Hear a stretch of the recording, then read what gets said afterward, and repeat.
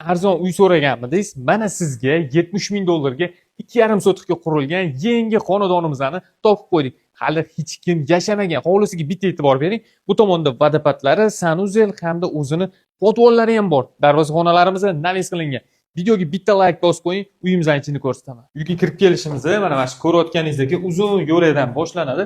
Xo'p, bu tomonda mana birinchi xonasi, mehmonxona.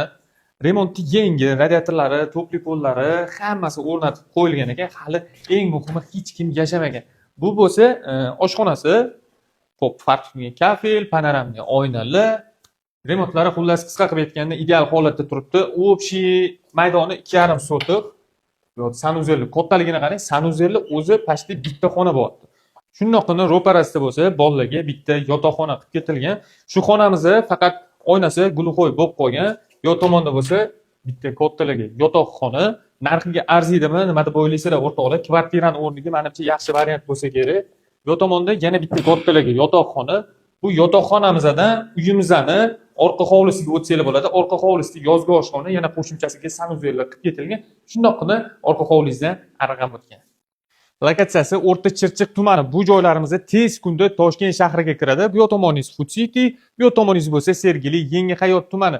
Pastda egalarning nomeri, tez telefon qilib baraka qiling.